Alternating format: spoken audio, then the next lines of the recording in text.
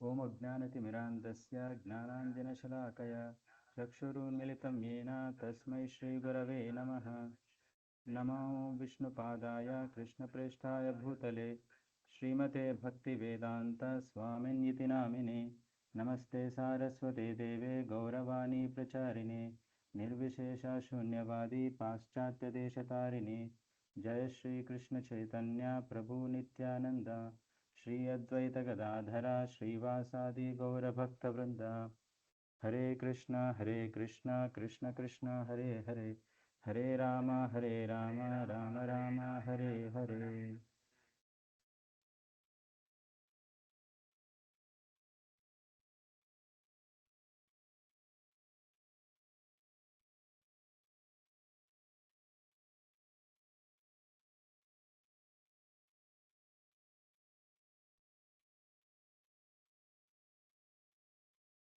ఈరోజు beyond birth and death,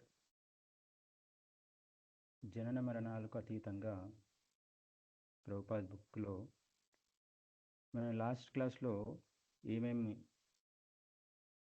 discuss చేసుకున్నామో ఒకసారి చూద్దాం.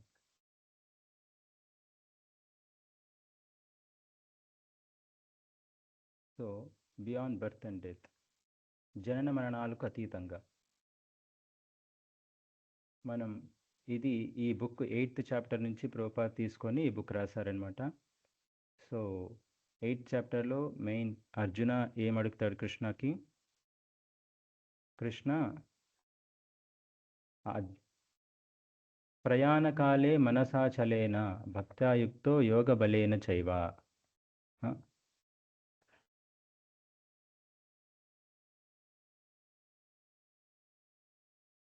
జీవుడు మరణించేటప్పుడు ఎక్కడికి వెళ్తాడు, ఎక్కడికి వెళ్ళేదని ఎవరు డిసైడ్ చేస్తారు అని కృష్ణుడు అడిగినప్పుడు అర్జునుడు అడిగినప్పుడు కృష్ణుడు సమాధానం పూర్తి 8th చాప్టర్ అనమాట. సో అప్పుడు 8th చాప్టర్లో మనం చూసినాము, అంతకాలే చమామేవ స్మరణ్ ముక్త్వా కలేవరం. ఎవరైనా కానీ ఎం వాపి స్మరణ్ భావం త్యజతి అంతే కలేవరం. వాళ్ళు వాళ్ళ శరీరాన్ని వదిలినప్పుడు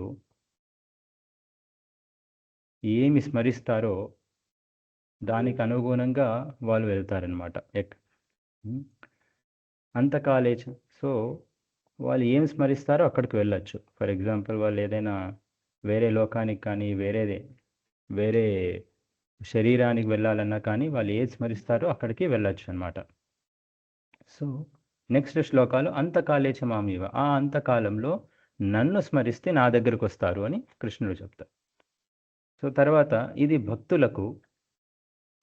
సో యోగులకి ఏంటి అని మనం లాస్ట్ క్లాసులో చూసాం అన్నమాట. నిరాకారవాదులు వాళ్ళు ఈ బ్రహ్మజ్యోతిలో కలవాలనుకుంటారు. వాళ్ళు బ్రహ్మజ్యోతిలో కలిసి అక్కడికి వెళ్ళాలనుకుంటారనమాట. సో వాళ్ళు యోగా పద్ధతిని పాటించి యమ నియమ ఆసన ధారణ ప్రత్యాహార ప్రాణాయామ ఇవన్నీ పాటించి వాళ్ళు ఆ యొక్క చివరి క్షణంలో ఓం అని, ఓం అంటే ఏమీ కాదు, ఓం ఇత్యేకాక్షరం బ్రహ్మ. ఓం కూడా ఒక కృష్ణుని సౌండ్ రిప్రజెంటేషన్ అనమాట. సో ఓం అని పలికి వాళ్ళు ఆ నిరాకారంలో కలిసిపోవాలనుకుంటారు. యాక్చువల్లీ నిరాకారం అంటే ఏమీ లేదు, భగవంతుని యొక్క కాంతి. ఇప్పుడు సూర్యుడు ఎలా ఉన్నారో సూర్యుని యొక్క కాంతి వల్ల మనం సూర్యుని చూడలేము. సో భగవంతుని యొక్క కాంతి వల్ల వాళ్ళు కూడా కృష్ణుని చూడలేరనమాట. సో అందుకని వాళ్ళు ఆ నిరాకారంలో కలిసిపోవాలనుకుంటారు, ఆ బ్రహ్మ జ్యోతిలో, కృష్ణుని యొక్క జ్యోతిలో కలిసిపోవాలనుకుంటారు. కానీ మనం చూసామన్నమాట లాస్ట్ క్లాస్లో, అది సాధ్యం కానిది. ఆల్మోస్ట్ వాళ్ళు కలిసినా కూడా, ఆ బ్రహ్మజ్యోతిలో కలిసినా కూడా భాగవతంలో దశమ స్కందంలో ఒక మాట అంటారు ప్రభుపాద్, ఒక వర్స్ తీసుకొని, ఏన్యేరవిందాక్ష విముక్తమానిన ఏన్యేరవిందాక్ష విముక్తమానిన త్వయస్థ బుద్ధ అవిశుద్ధ బుద్ధయ ఆరుహ్య కృచ్రేణ పరం పదం తతః పఠంతి అనాదృత ఉస్మదంగ్రయ. ఏంటంటే అది ఏన్యేరవిందాక్ష విముక్త మానిన, ఈ యోగులు, ఈ నిరాకారవాదులు విముక్త మానిన అనుకుంటారనమాట. మేము విముక్తులైనాము, మాకి ముక్తి వచ్చింది అని అనుకుంటారు. ముక్తి 5 రకాలు: సారోప్య, సాలోక్య, సాష్టి, సామీప్య, సాయుజ్య. సో ఈ నిరాకారవాదులకు లభించే ముక్తి ఏంటంటే సాయుజ్య ముక్తి. నారాయణ సాయుధ్యం అవాప్నోతి, నారాయణ సాయుధ్యం అవాప్నోతి. వీళ్ళకి దొరికేది సాయుధ్య ముక్తి. ఆ సాయుధ్య ముక్తి కోసం, ఆ బ్రహ్మజ్యోతిలో కలిసిపోవడం కోసం వాళ్ళు ఇంత కష్ట పద్ధతిని ఎంచుకుంటారు. ఏది? యోగా పద్ధతిని ఎంచుకొని వాళ్ళు అక్కడికి వెళ్ళాలనుకుంటారు. కానీ మనం లాస్ట్ క్లాస్లో చూసినప్పుడు అక్కడికి వెళ్ళిన, ఇప్పుడు మనం మనిషి తన సంతోషాన్ని, తన దుఃఖాన్ని వేరే వాళ్ళతో షేర్ చేసుకోవాలనుకుంటాడు. ఒకరు ఇంకొకరితో షేర్ చేసుకోకుండా ఉండలేనమాట. ఫర్ ఎగ్జాంపుల్, ఒకరిని ఒక రూమ్లో పెట్టేసి గడిపెట్టేస్తే ఎన్నాళ్ళని ఉంటారు? ఒకరే ఉండలేరు. 10 రోజులు, 20 రోజులు, సంవత్సరం, ఎన్ని సంవత్సరాలని ఉంటారు. సో మనిషి ఇంకొకరితో ఏది షేర్ చేసుకోకుండా తను ఏది ఆస్వాదించలేడనమాట.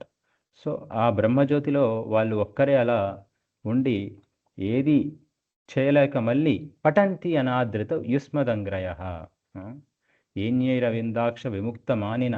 వాళ్ళు అనుకుంటారు మాకి ముక్తి వచ్చింది, మేము ఇంకా ఎక్కడికి వెళ్ళాల్సిన పని లేదు అని. విముక్త మానిన త్వయస్థ బుద్ధ అవిశుద్ధ బుద్ధయ. వాళ్ళ బుద్ధి ఎటువంటిది? అవిశుద్ధ బుద్ధ, శుద్ధి కాలేదన్నమాట. ఆ బుద్ధి ఇంకా కృష్ణ పాదాలను తాకలేదు. అవిశుద్ధ బుద్ధి ఆరుహ్య కృచ్రేణ పరం పదం తతః. ఆరుహ్య కృచ్రేణ అంటే ఎంతో కష్టమైన పద్ధతి వాళ్ళు ఎంచుకొని దాన్ని సాధించి ఆ బ్రహ్మచ్యుతిలో కలవాలనుకుంటారు. ఆరుహ్య కృచ్రేణ పరం పదం తతః పఠంతి అధః. కానీ అక్కడికి వెళ్ళిన పఠంతి అధః, వాళ్ళు అక్కడి నుంచి మళ్ళీ కిందకు రావాల్సిందే. భగవద్గీతలో కృష్ణ చెప్తారు, ఆ బ్రహ్మ భువనాల్లోక పునరావర్తినో అర్జున మాముపేత్య. ఆ బ్రహ్మ భువనాల్లోక పునరావర్తినో అర్జున. బ్రహ్మలోకం నుంచి పాతాళ లోకం వరకు నువ్వు ఎక్కడికి వెళ్ళినా, ఏ లోకానికి వెళ్ళినా నువ్వు మళ్ళీ తిరిగి రావాల్సిందే. సో ఈ దశమ స్కందంలో ప్రభుపాద ఏం చెప్తారంటే, ఏన్యే రవిందాక్ష విముక్తమానిన, ఆ అరవిందాక్ష, ఆ కృష్ణుని పాదాలు, వాళ్ళు ఆ కృష్ణుని కాంతిని నమ్ముకున్నారు కాబట్టి, ఆ బ్రహ్మజ్యోతిలో కలిసిపోవాలనుకుంటారు కాబట్టి, నిరాకారవాదులు, దేవుడు నిరాకారుడు అని నమ్ముతారు కాబట్టి వాళ్ళు అక్కడికి వెళ్ళినా మళ్ళీ ఇక్కడికి తిరిగి రాక తప్పదు. వాళ్ళు అక్కడ ఆనందాన్ని పొందలేరు. సో ఈరోజు మనం ఇక్కడ చూస్తే ప్రభుపాద ఏం చెప్తున్నారు, ఎందుకు వాళ్ళు అక్కడ ఉండలేరు అని ఇక్కడ చూడండి. కనుక మన స్వరూప స్వభావాన్ని తెలుసుకోవడం ఎంతో ముఖ్యమైనది. మనము నిత్యత్వాన్ని, పూర్ణజ్ఞానాన్ని, ఆనందాన్ని కూడా కోరుకుంటాం.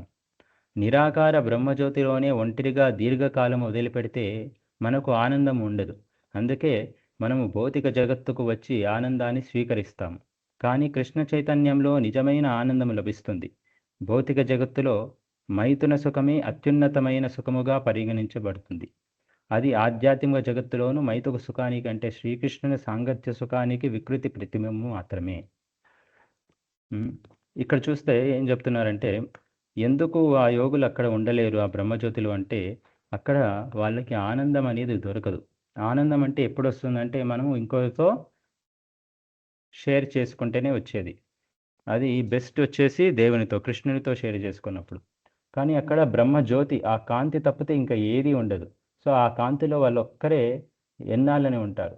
సో నిరాకార బ్రహ్మజ్యోతిలోనే ఒంటరిగా దీర్ఘకాలం వదిలిపెడితే మనకు ఆనందము ఉండదు. ఇక్కడ ఈ భౌతిక జగత్తులో జనరల్గా మైథున సుఖమే అత్యున్నతమైన సుఖముగా పరిగణించబడుతుంది. ఇప్పుడు 15వ అధ్యాయంలో భగవద్గీత కృష్ణుడు ఒకటి చెప్తారనమాట. భగవద్గీత మనం తీసుకున్నప్పుడు ఆ ఇమేజ్ కూడా మనం చూడొచ్చు. ఎప్పుడైనా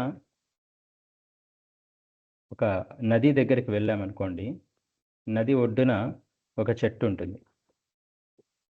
ఆ నీటిలో చూస్తే, ఆ పాండ్ ఏదైనా కొలనులో చూస్తే ఆ చెట్టు అనేది రివర్స్గా కనపడుతుంది అనమాట మనకు. ఒడ్డు పైన చెట్టు ఉంది, ఆ నీటిలో మనం చూస్తే ఆ చెట్టే రివర్స్గా కనబడుతుంది. రివర్స్ అంటే వేర్లు ఫస్ట్ తర్వాత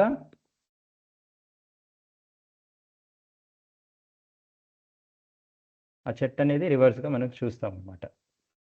సో అలానే ఈ భౌతిక జగత్తులో ఉన్న సుఖం, ఆనందం అనేది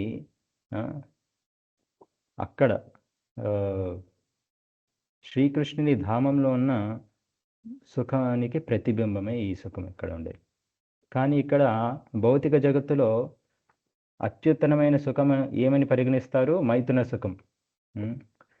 కానీ మైథున సుఖము వంటిదేనని మనం తలచకూడదు. ఈ భౌతిక జగత్తులోని మైథున సుఖం వంటిదేనని తలచకూడదు. అంటే అక్కడ సుఖం ఇలాంటిదేనని మనం తలచకూడదు. అది పూర్తిగా భిన్నమైనది.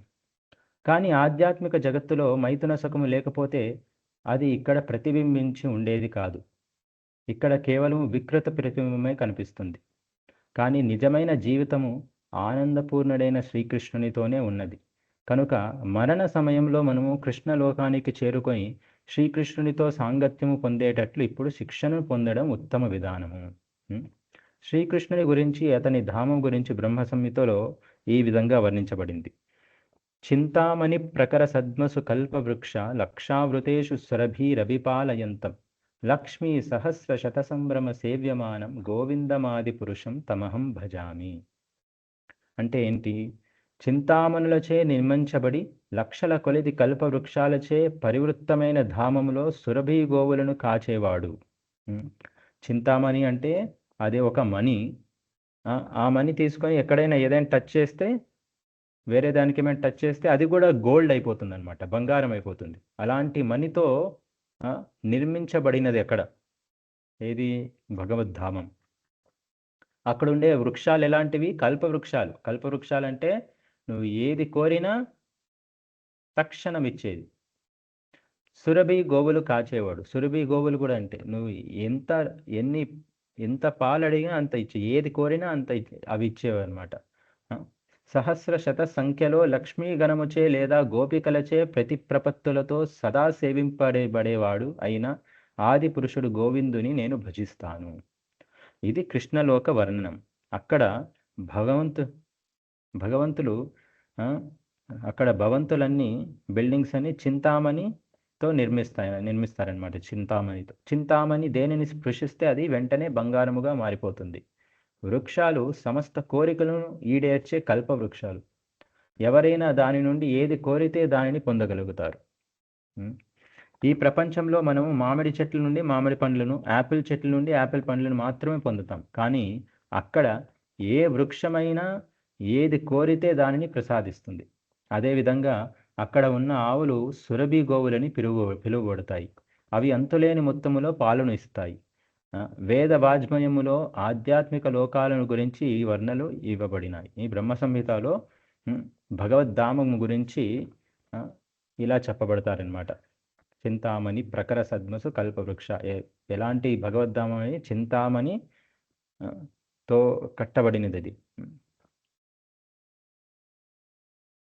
నెక్స్ట్ చూస్తే ఇక్కడ ఈ భౌతిక జగత్తులో మనము జన్మము, మృత్యువు, నానా రకాలైన క్లేశాలకు అలవాటు పడ్డాము.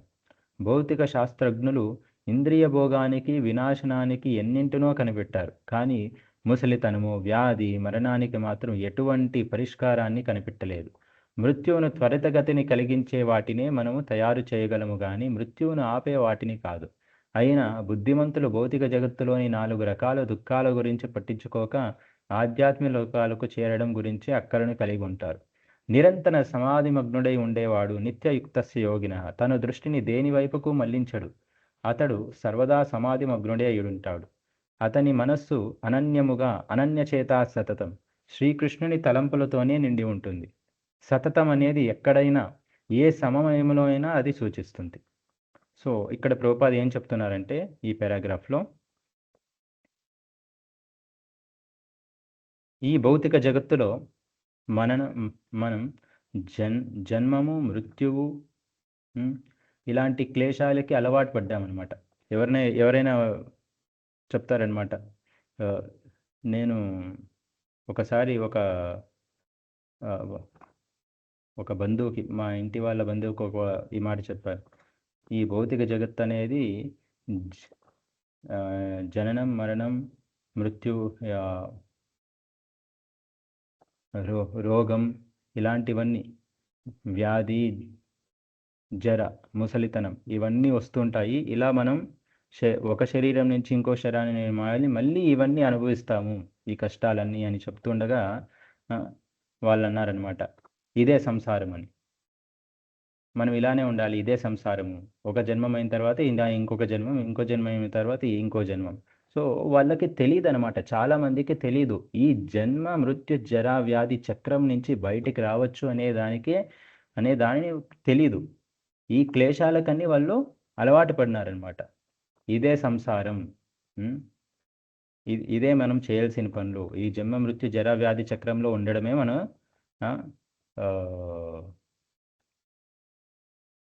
శాశ్వతమైన పని అని వాళ్ళు అలవాటు పడిపోయినారు. ఎవరైనా కానీ ఇలా ఆలోచిస్తారనమాట. ఇప్పుడు మోడర్న్ సైంటిస్టులు కూడా చూసుకుంటే, ఈ శాస్త్రజ్ఞులందరూ మన ఇంద్రియ భోగానికి ఏది కావాలో అన్నీ కనిపెట్టినారనమాట. కానీ ముసలితనము, వ్యాధి, మరణానికి మాత్రం ఏ పరిష్కారము కనిపెట్టలేదు ఇంతవరకు. ఎవరైనా కానీ వాళ్ళు ఎంతో ట్రై చేస్తున్నారు, కానీ ఈ వ్యాధి రాకుండా ఎవరు ఏది కనిపెట్టలేరనమాట ఒక సొల్యూషన్. మనం రీసెంట్గా 5 years బ్యాక్ కోవిడ్ చూసాం. సో ఇలాంటివి మనం ఎన్నో సంవత్సరాల నుంచి ఎన్నెన్నో వ్యాధులు చూస్తున్నాం. ఇంకా కొత్త వ్యాధులు వస్తాయి, కానీ వ్యాధి రాకుండా ఉండడాన్ని ఎవరు కనిపెట్టలేరు. సో వీళ్ళు ఏం చేయగలరంటే, మన మనుషులు ఇక్కడ మనం ఏం చేయగలము అంటే, మరణానికి మన మరణం దగ్గరకు వచ్చేకి ఎన్ని కావాలో అన్నీ కనిపెట్టినారనమాట. కానీ ఈ మృత్యువును రాకుండా చేయడానికి ఏం చేయాలి అనేది కనిపెట్టలేరు. ఫర్ ఎగ్జాంపుల్, ప్రభుపాద్ ఒకసారి క్లాస్లో చెప్తారు, కప్ప ఈ పొలంలో చూస్తే ఎప్పుడైనా వాన వచ్చినప్పుడు కప్పలు బాగా అరుస్తూ ఉంటాయి అన్నమాట, బెకబెక అని అరుస్తూ ఉంటాయి. సో వాటికి అక్కడ ఫుడ్ ఉంది, ఆ ఫుడ్ తినేసి వెళ్ళొచ్చు కదా, వెళ్ళవన్నమాట. సో ఊరికి అరుస్తూ ఉంటాయి. అరిచి ఏం చేస్తాయి, పాములకి సిగ్నల్ ఇస్తాయి అన్నమాట, మేము ఇక్కడ ఉన్నాము, ఇక్కడ మమ్మల్ని వచ్చి తినండి అని. సో ఇలా అన్నమాట మనం కూడా. మనకి ఎంత సముదాయం ఉన్నా, భగవంతుడు ఎంత భూమి మీద ఎన్ని సౌకర్యాలు ఇచ్చినా మనం ఏం చేస్తున్నాం అంటే, మృత్యువును ఎలా మన దగ్గరికి తెచ్చుకోవాలో ఆలోచిస్తున్నాం, కానీ ఆపేదానికి ఆలోచిస్తుండలేదన్నమాట. సో అందుకే బుద్ధిమంతులు ఈ 4 రకాల దుఃఖాల నుంచి బయటికి పడడానికి ఆలోచిస్తారనమాట. సో అందుకే వాళ్ళు దేవుని వైపు మాత్రం నిమగ్నతో ఉంటారనమాట. వాళ్ళు దేవుని మీద మాత్రమే నిమగ్నమై వాళ్ళు ఆ సమాధిలో ఉంటారు. సమాధి అంటే ఏంటి? 24 hours కృష్ణుని ధ్యానించడమే సమాధి. సమాధి అంటే యమ, నియమ, ఆసన, ప్రాణాయామ, ప్రత్యాహార, ధారణ, ఇవన్నీ స్టేజెస్ దాటుకొని వెళ్తే సమాధి. ఎవరికి? జనరల్ యోగీస్కి. బట్ భక్తులకు సమాధి అంటే ఏంటి? మన చేతిలో ఏముంది? మన సమయం,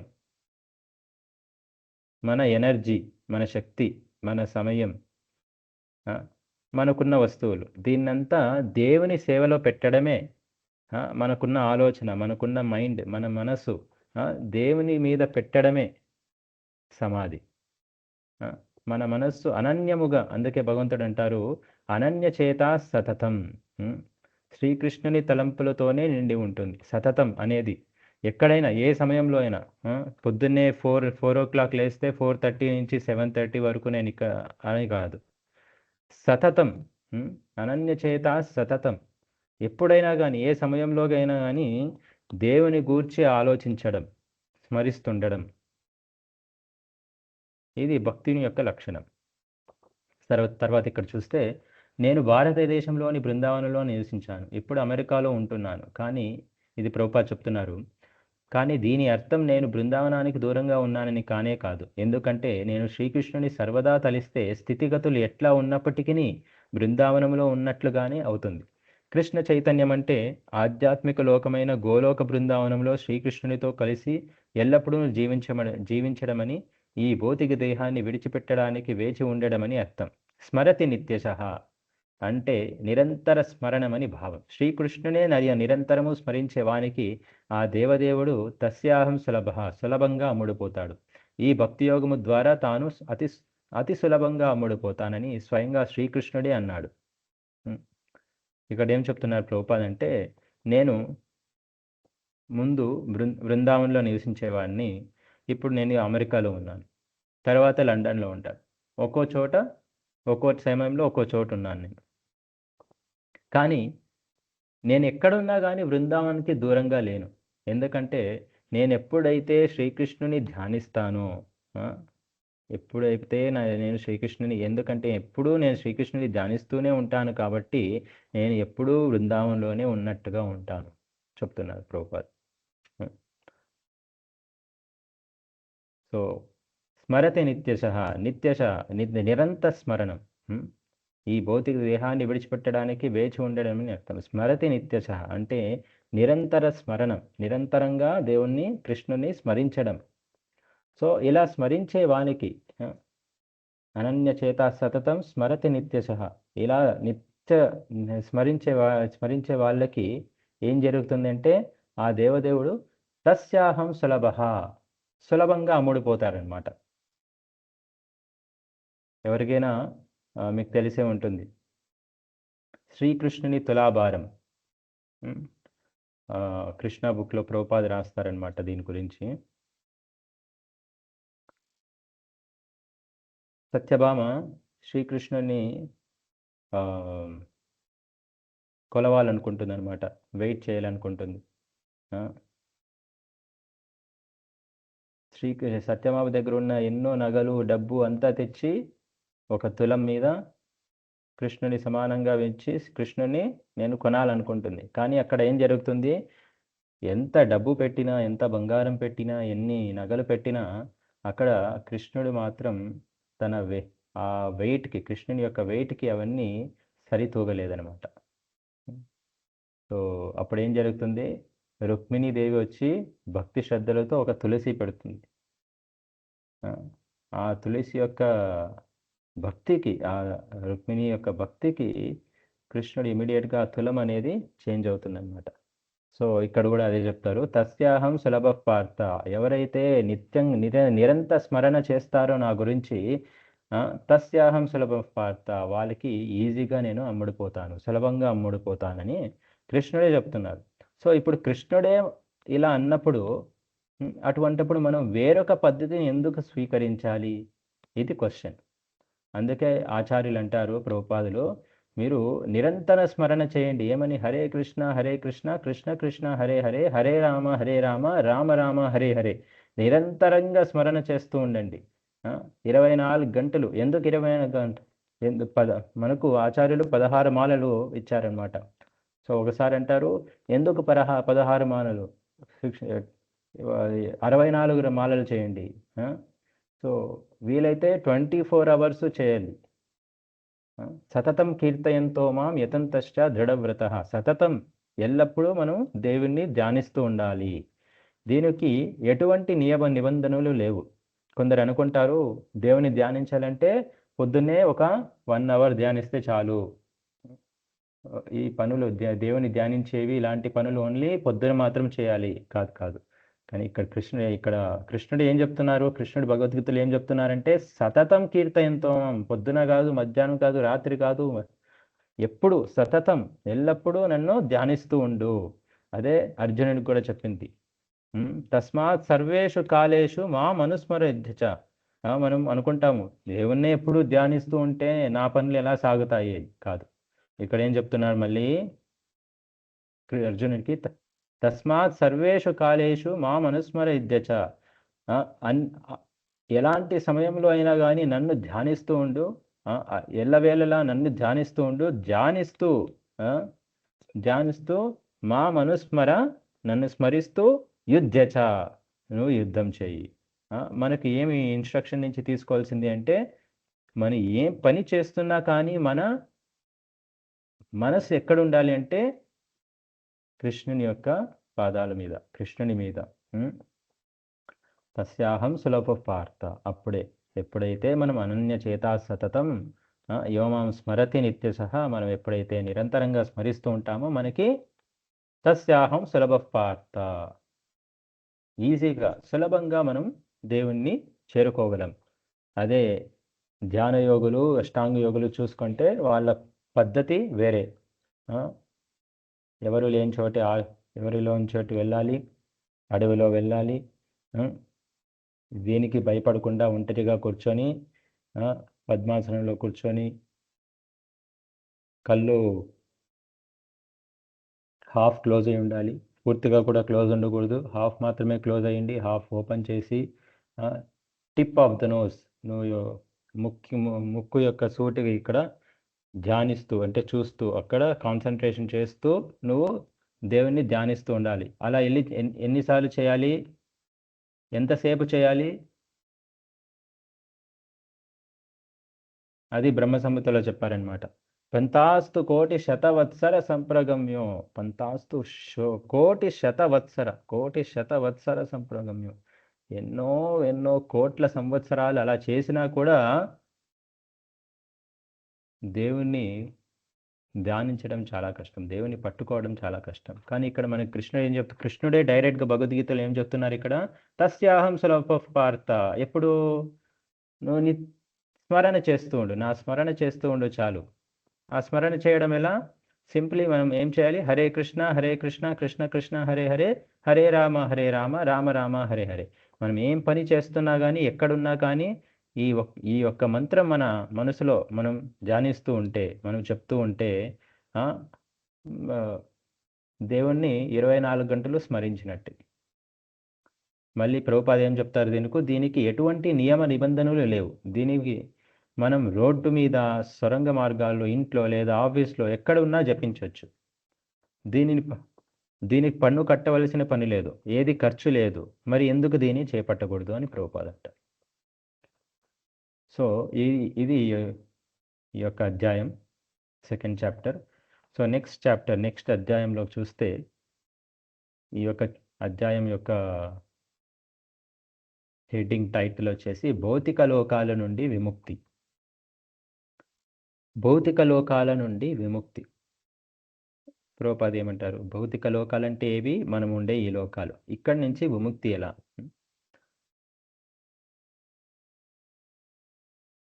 జ్ఞానులు, యోగులు సాధారణంగా నిరాకారవాదులై ఉంటారు. నిరాకార తేజములో ఆధ్యాత్మిక ఆకాశము లీనము కావడం ద్వారా వారు తాత్కాలిక మోక్ష రూపాన్ని పొందినప్పటికీ వారి బుద్ధి నిర్మలమైనది కాదని శ్రీమద్ భాగవతము తెలుపుతున్నది. తపోవ్రతాలు, ధ్యానము ద్వారా వారు పరతత్వ స్థితి వరకు ఎదిగినప్పటికీ ఇదివరకే వివరించినట్లు వారు తిరిగి భౌతిక జగత్తుకే పతనం చెందుతారు. ఎందుకంటే వారు శ్రీకృష్ణుని రూపలక్షణాలను గంభీరముగా తీసుకోలేదు. శ్రీకృష్ణ పాదార విందాలను అర్చించకపోతే మనిషి తిరిగి భౌతిక స్థితికే పతనము చెందవలసి ఉంటుంది.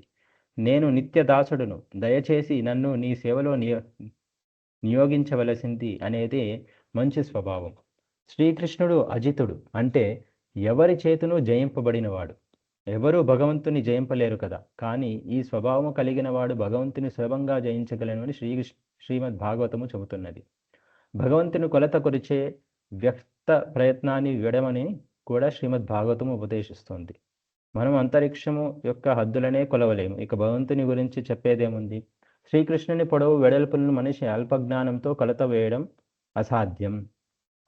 ఈ నిర్ణయానికి వచ్చేవాడు వేదవాజ్మయమును అనుసరించి బుద్ధిమంతుగా పరిగణించబడతాడు. మనిషి తాను విశ్వములో అత్యల్ప అంశముని వినమ్రముగా అర్థం చేసుకోవాలి. పరిమిత జ్ఞానంతో లేదా మానసిక కల్పనతో భగవంతుని అర్థం చేసుకునే యత్నాన్ని విడిచి మనము వినమ్రమై భగవద్గీత వంటి ప్రామాణిక మూలము నుండి లేదా దర్శి అయిన వాని ముఖత భగవంతుని గురించి వినాలి. సో ఈ ఫస్ట్ పారాగ్రాఫ్లో ప్రభుపాద ఏమంటున్నారంటే, మళ్ళీ అది రీకేప్ చేస్తున్నారు లాస్ట్ చాప్టర్ది. జ్ఞానులు, యోగులు, నిరాకారవాదులు బేసిక్లీ వాళ్ళు ఎన్ని తపోవ్రతాలు ధ్యానం చేసి యోగా పద్ధతి పాటించి వాళ్ళు అక్కడికి వెళ్ళినా, ఎక్కడికి బ్రహ్మజ్యోతికి వాళ్ళు ఎక్కడికి వెళ్ళాలంటే అక్కడికి వెళ్ళచ్చు ఆ పద్ధతి పాటించి. చంద్రమండలానికి వెళ్ళాలంటే చంద్రమండలానికి, లేదా వేరే గ్రహానికి వెళ్ళాలంటే వేరే గ్రహానికి. సో వాళ్ళు వెళ్ళి అక్కడ ఉండలేరు, మళ్ళీ పతనం చెంది వాళ్ళు ఇక్కడికి రావాల్సింది. అందుకే ఏం చెప్తారంటే ప్రభుపాదు, నేను నిత్య దాసుడును. మనం చూడండి, మనం ఎవరికో ఒకరికి మన న్యాచురల్గా సేవ చేస్తూనే ఉంటాం. లాస్ట్ క్లాస్లో కూడా నేను చెప్పాను, భార్య భర్తకు, భర్త భార్యకు, వాళ్ళిద్దరూ కలిసి పిల్లలకు లేదా వేరే వాళ్లకు మనం సర్వీస్ చేస్తూనే ఉన్నాం, సేవ చేస్తూనే ఉన్నాం. ఎవరూ లేరంటే మన ఇంద్రియాలకు మనం సేవ చేస్తూనే ఉన్నాం. కానీ మనం తెలుసుకోవాల్సింది ఏమంటే, మనం నిత్య దాసుడు. ఎవరికి నిత్య దాసుడు? అజితుడు. ఎవరు? హృషికేశుడు. ఆ కృష్ణునికి యొక్క నిత్య దాసులం. జీవేర స్వరూప హోయ్ నిత్యేర కృష్ణదాస. సో ఇక్కడ ప్రభుపాద ఏం చెప్తున్నారంటే, శ్రీకృష్ణుడు అజితుడు అంటే ఎవరి చేతులను జయింపబడినవాడు.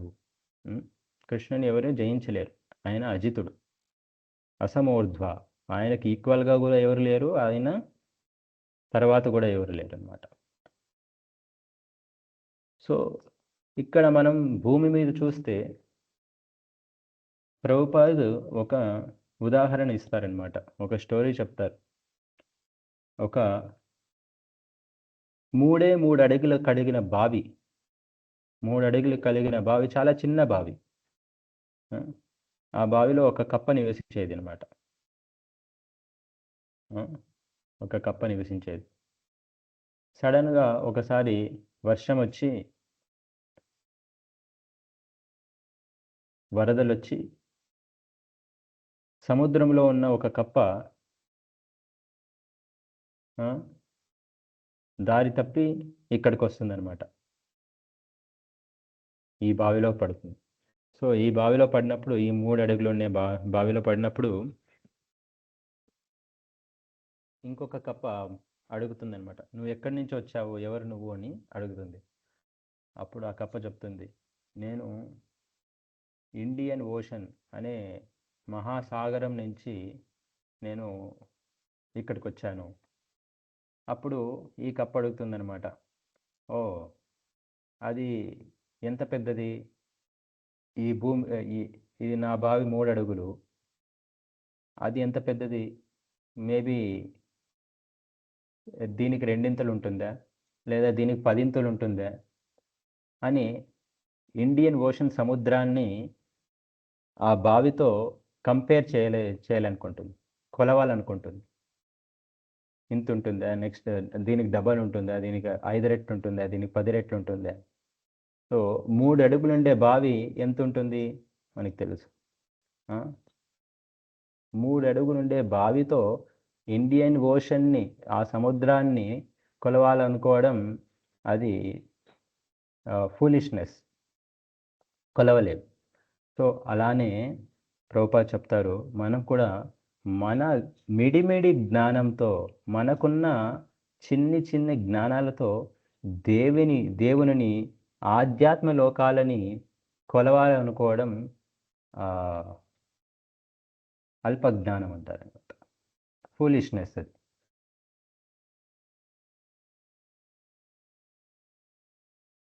సో నెక్స్ట్ చూస్తే భగవద్గీతలో అర్జునుడు సాక్షాత్తుగా శ్రీకృష్ణుని నుండి ఆ దేవదేవుని గురించి విన్నాడు.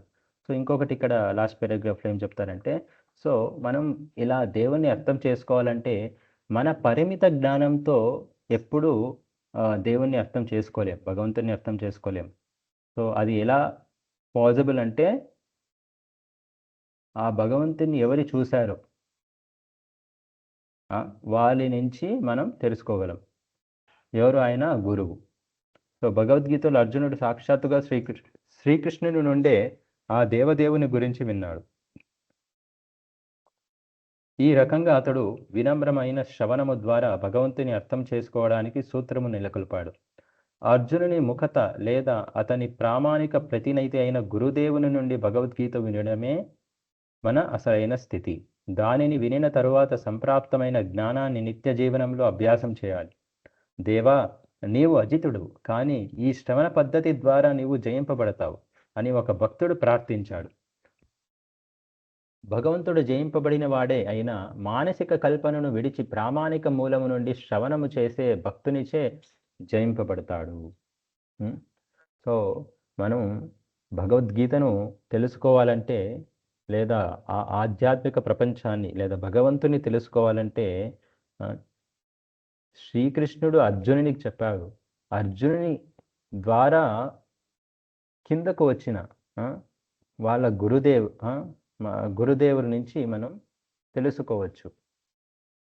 ఇది కరెక్ట్ పద్ధతి. ఫర్ ఎగ్జాంపుల్, ఎవరైనా ఏదైనా బుక్ రాస్తారనుకోండి.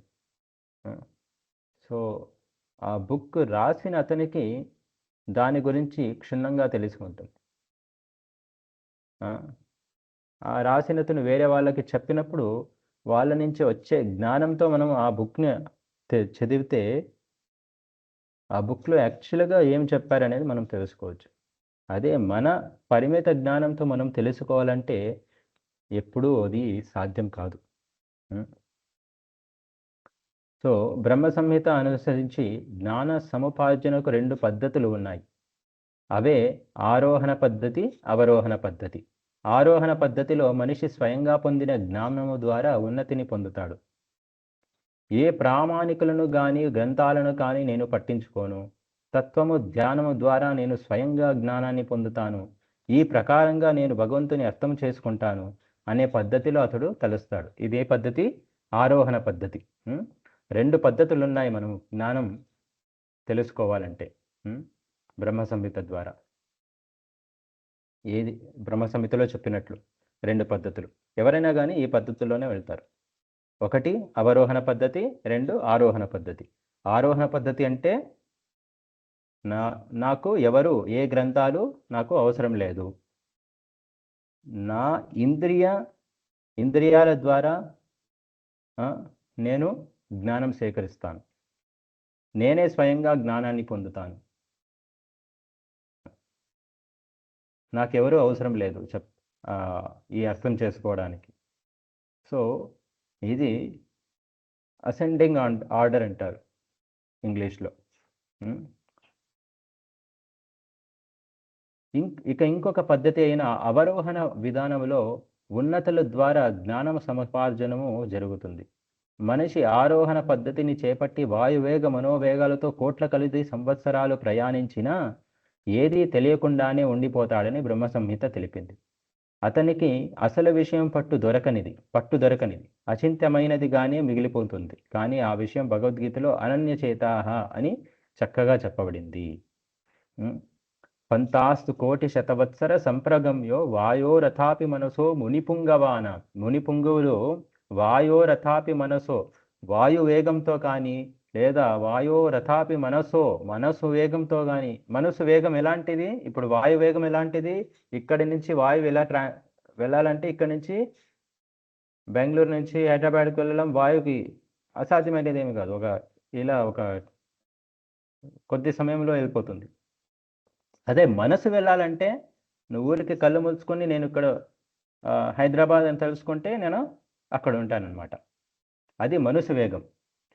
సో ఇక్కడ ఏం చెప్తారంటే ఈ శ్లోకంలో వాయురథాపి మనసో మునిపుంగవాన, ఈ మునిపుంగులు, ఈ యోగులు, నిరాకారవాదులు ఎవరైనా కానీ ఆ, వాయు పద్ధతిలో వాయు వేగంతో కానీ మనసు వేగంతో కానీ పంతాస్తు శతకోటి వత్సర సంప్రగమి, శతకోటి ఆ, ఎన్ని కోటి సంవత్సరాలు వాళ్ళు ఈ మనసు వేగంతో ప్రయాణించినా వాళ్ళు భగవంతుణ్ణి చేరుకోలేరు.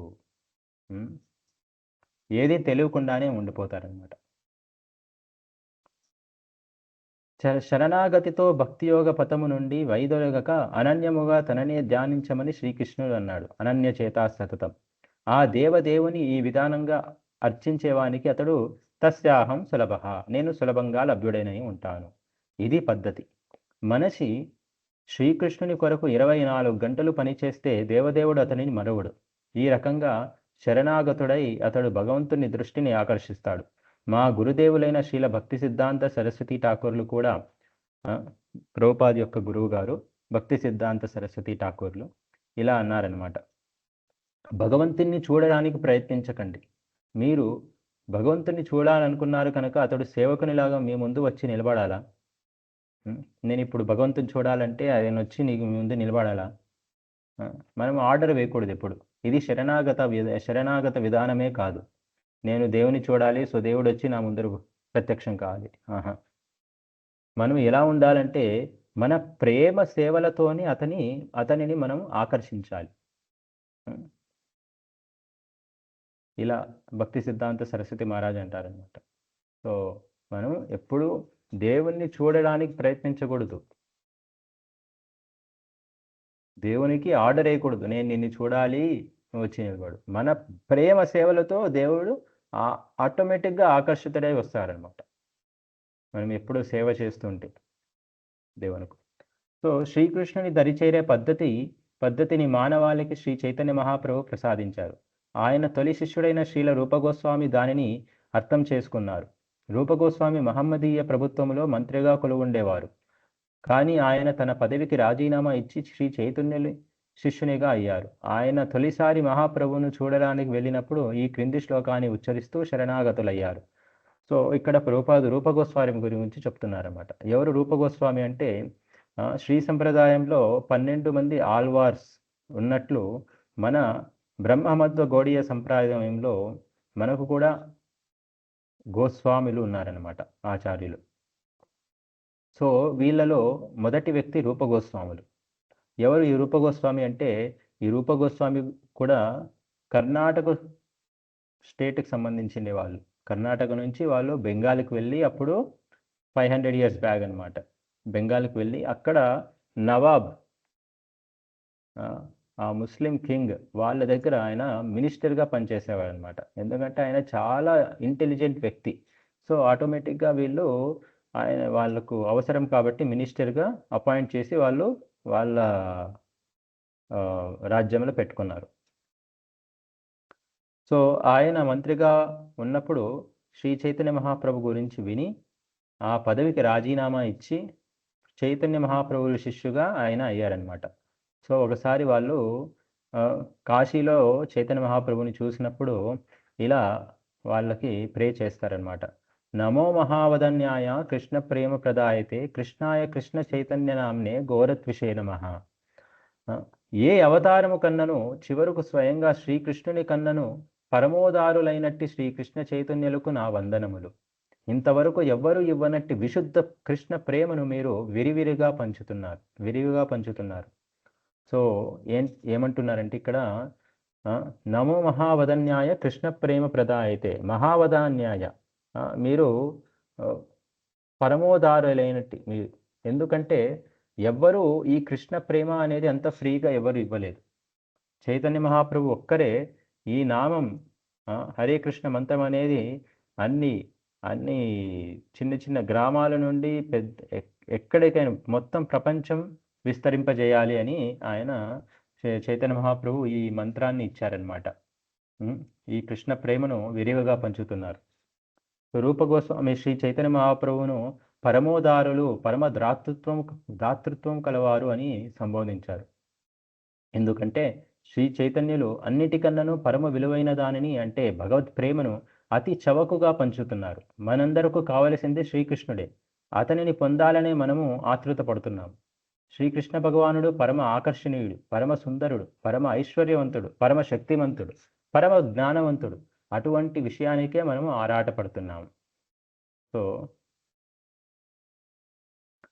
మనం న్యాచురల్గా మనం ఎవరికి ఆకర్షింపబడతామంటే ఎవరి దగ్గర అయితే డబ్బు ఎక్కువగా ఉంటుందో. ఇప్పుడు చూడండి, బయట మూవీ స్టార్స్కి చాలా క్రేజ్, పొలిటీషియన్స్కి. సో ఎవరైతే పెద్ద పెద్ద వాళ్ళు ఇలా ఉంటారో, ఎవరి దగ్గర అయితే డబ్బు ఎక్కువ ఉంటుందో, బంగారం ఎక్కువ ఉంటుందో, వాళ్ళకు న్యాచురల్గా మనం కూడా ఆకర్షింపబడతాం అన్నమాట. ఎవరైతే సుందరంగా ఉంటారో, చాలా సుందరంగా కనిపిస్తారో, బ్యూటిఫుల్గా, వాళ్ళకి న్యాచురల్గా ఆకర్షణ అనేది వెళ్తుంది వాళ్ళ మీద. కానీ ఇక్కడ ఏం చెప్తున్నారంటే కృష్ణుడు పరమ సుందరుడు, పరమ ఐశ్వర్యవంతుడు, పరమ శక్తిమంతుడు, పరమ జ్ఞానవంతుడు. వేదాల్లో ఇది చెప్తారనమాట. ఐశ్వర్యస్య సమగ్రస్య వీర్యస్య యశశ్రియ జ్ఞాన వైరాగ్యశ్చైవ షన్నాం భగ ఇతింగన. కృష్ణుడు ఎవరు? ఐశ్వర్యస్య సమగ్రస్య. భగవంతుడు ఎవరంటే భగ అంటే ఈ 6 లక్షణాలు ఉండేవాళ్ళు. ఈ 6 లక్షణాలు ఐశ్వర్యస్య సమగ్రస్య వీర్యస్య యశస శ్రియ జ్ఞాన వైరాగ్యశ్చైవ షన్నాం భగ. ఈ 6 లక్షణములు అన్లిమిటెడ్గా ఉండేవాళ్ళు అనమాట. అన్లిమిటెడ్గా ఉండేవాళ్ళు కృష్ణుడు. ఒక్కొక్కటి చూసుకుంటే మనం ఆయనకు లక్ష్మీ సహస్ర శత సంభ్రమ సేవ్యమానం. మనం ఎప్పుడు మనకు డబ్బు కావాలని మనము చూస్తుంటాం అనమాట. కానీ ఆ డబ్బుకు అధిపతి, ఆ బంగారానికి ఎవరు? ఐశ్వర్యానికి అధిపతి ఎవరు? లక్ష్మీదేవి. ఆయన పాదాలను, కృష్ణుని యొక్క పాదాలను సేవ చేస్తూ ఉంటుంది. కానీ ఇక్కడ ఏం చెప్తున్నారు ఈ వర్స్లో? లక్ష్మీ సహస్ర శత సంభ్రమ. సహస్ర లక్ష్మీ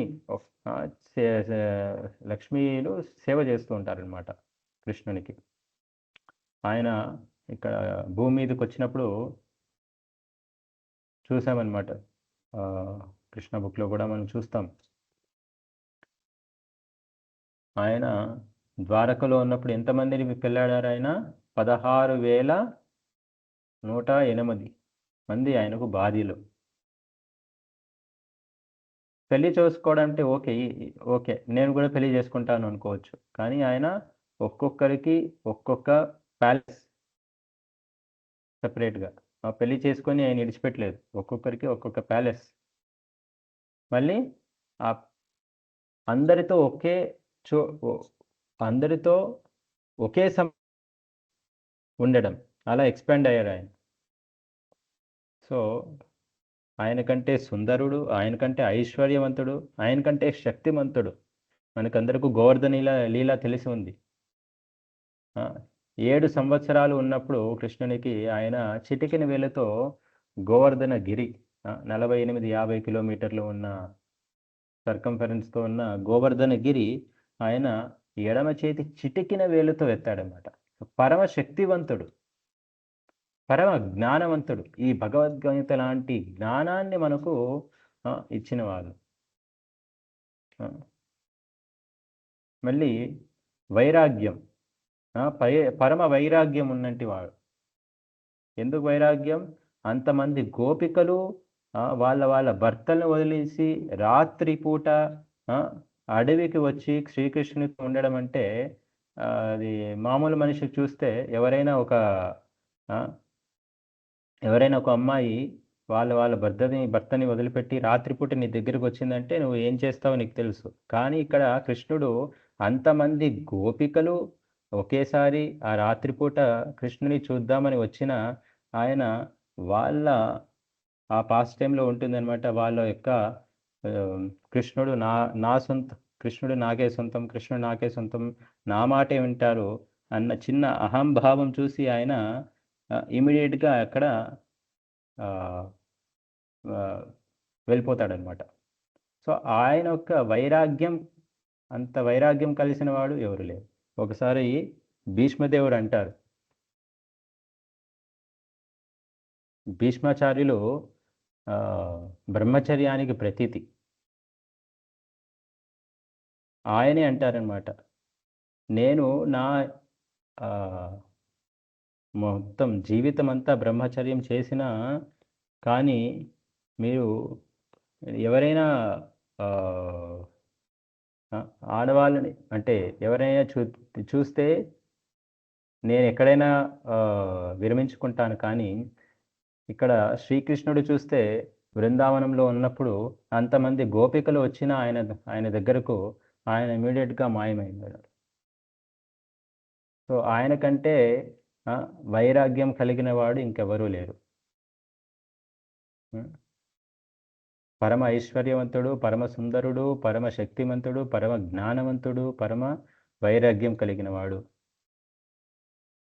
ఆ, మళ్ళీ ఫేమస్. ఇప్పుడు చూసుకుంటే ఎప్పుడు 5,000 సంవత్సరాల క్రితం కృష్ణుడు వచ్చిన ఆ, ఇప్పటికీ మనం కృష్ణ నామం అనేది పలుకుతున్నాం. సో ఆయన కంటే ఫేమస్ ఎవరు చెప్పండి? ఉం? సో వీటన్నిటికీ నిధి శ్రీకృష్ణుడే. అందుకే ఇది డెఫినేషన్ అన్నమాట. భగవంతుడు అంటే ఎవరు అనేదానికి ఇది డెఫినేషన్. ఐశ్వర్యస్య సమగ్రస్య వీర్యస్య యశస్శ్రియ జ్ఞాన వైరాగ్యశ్చైవ షన్నాం భగ ఇతింగనః. భగవాన్ అంటే భగవంతుడు, భగవాన్ అంటే వాన్ అంటే ఇవన్నీ ఈ అన్ని లక్షణాలు అన్లిమిటెడ్గా కలిగిన వాడు భగవంతుడు. ఇది భగవంతుని యొక్క డెఫినేషన్ వేదాల్లో ఇచ్చిండేది. సో లాస్ట్లో ఒక్కసారి నారద పంచరాత్రిలో ఒకటి శ్లోకం ఉందన్నమాట. ఇది ఒకటి ఎక్స్ప్లెయిన్ చేసి నేను ఈరోజు రీడింగ్ సెషన్ని ఇస్తాను. ఆరాధితో యది హరిస్ తపసా తతక్కిం, నారాధితో యది హరిస్ తపసా తతక్కిం. సో నారదుడు ఏమంటారంటే, ఆరాధితో యది హరిస్ తపసా తతక్కిం, ఎవరైనా కృష్ణుణ్ణి ఆరాధిస్తూ ఉంటే అనన్య చేత సతతం సతతం కీర్తయంతో మాం, ఆరాధితో యది హరిస్, కృష్ణుణ్ణి ఆరాధిస్తుంటే, కృష్ణ నామాన్ని జపిస్తూ ఉంటే, తపసా తతక్కిం, ఆయనకి ఎలాంటి తపస్యలు, ఎలాంటి ఇప్పుడు చూస్తున్నాం మనం జ్ఞానులు, యోగులు, అష్టాంగవాదులు, నిరాకారవాదులు చేసే యొక్క తపస్యలన్నీ మనకి అవసరం లేదనమాట. కానీ నారాధితో యది హరిస్ తపసా తతక్కిం, నా ఆరాధితో, ఎవరైతే హరిని కృష్ణుని నా ఆరాధితో, ఎవరైతే వాళ్ళని ఆరాధించరో, ఎవరైతే వాళ్ళ నామాన్ని స్మరించరో వాళ్ళకి తపసా తతక్కిం, వాళ్ళు ఎన్ని తపస్యలు చేసినా ఏంటి ప్రయోజనం అని నారదుడు నారద పంచరాత్రిలో చెప్తారనమాట. ఆరాధితో యది హరిస్ తపసా తతక్కిం, నారాధితో యది హరిస్ తపసా తతక్కిం. సో అందుకే మనం ఏం చేయాలి? ప్రభుపాద్ చెప్పినట్టు ప్రభుపాద్ మనకి ఎసెన్స్ ఇచ్చారనమాట. ఎసెన్స్ అంటే సారం. అన్ని వేదాల కంటే అన్ని వేదాల్లో కలిగిన సారం మనకు ఇచ్చారు. ఏంటి ఆ సారం అంటే ఈ నామస్మరణ చేయడం, ఈ 24 hours. భగవద్గీత యొక్క సారం ఏంటి? తస్మాత్ సర్వేషు కాలేషు మామనుస్మర, నన్ను స్మరించి మీ పనులు చేయండి. మీ ఇంట్లో ఏ పనులు ఉన్నా, మీ ఆఫీస్లో ఏం వర్క్ ఉన్నా, మీరు ఏం చేస్తున్నా 24 hours మనం ఏం చేయాలి? కృష్ణుని ధ్యానిస్తూ, మన మనసులో కృష్ణుని పెట్టుకొని, కృష్ణుని ధ్యానిస్తూ, కృష్ణ నామస్మరణ చేస్తూ ఈ పనులు, ఏ వేరే పనులైనా కానీ మనం మన రెగ్యులర్ డ్యూటీస్, కార్యాలన్నీ చేస్తూ ఉండొచ్చు. అలా చేసినప్పుడు ఏమవుతుందంటే తస్యాహం సులభ పార్థ నిత్య యోగిన, తస్యాహం సులభ పార్థ, వాళ్ళకు సులభంగా నేను లభిస్తాను అంటారు కృష్ణుడు. సో ఇక్కడికి ఈరోజు సెషన్ ముగిద్దాము. ఎవరికైనా ఏమైనా క్వశ్చన్స్ ఉంటే అడగవచ్చు.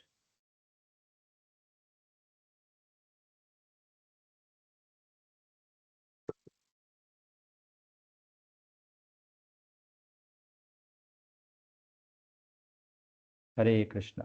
విశ్వగురు శ్రీల ప్రభుపాద్ की जय.